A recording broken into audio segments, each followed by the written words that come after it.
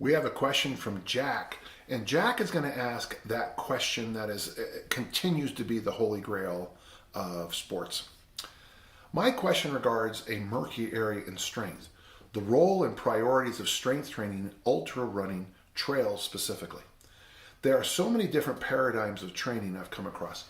Body weight only, lots of dumbbell work, but not much reminds me of your general recommendations. Sure.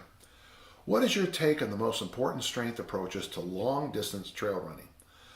And he says 50 miles plus. I understand that we should embrace the obvious and focus on MAF-like volume.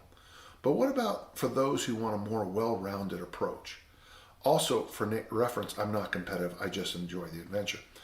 Well, the best thing I can do for you is to study the work of Percy Cerutty, the book. And if you put my name and Percy, and it's Cerutty, and Google it, you'll see I reference him all the time. His recommendation for ultra runners was, you bench press 2 sets of 5, you deadlift 2 sets of 5, you do sit-ups, you do pull-ups, and he had this exercise he called power curl. Basically, it was a power curl. It's a power clean using some back. And I think that stands the test of time. The other thing he recommended a lot was sand hill sprints, but if you don't have sandy hills, hill sprints. And I've had great success my whole career emphasizing the hill sprints, shockingly so. So, Jack, I mean, if you lifted 2-3 days a week in this, basically it's an easy strength program. You look at it, maybe 15 minutes tops.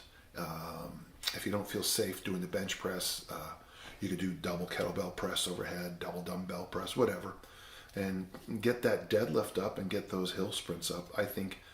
And if you do start doing trail running, just had a nice talk with Kevin Mass, about the reason he likes loaded carries so much. He's a big time backcountry skier, and a lot of it, he tells me, has the same feeling loaded carries has. So oddly, sometimes what we do here in the weight room seems weird that it would carry over to something like backcountry skiing, but in the real, what happens out there in the real world, we can help you. So I hope that answered your question. It's a good question, Jack. Look up Cerutty and see what you can get some information on. Okay? Thank you.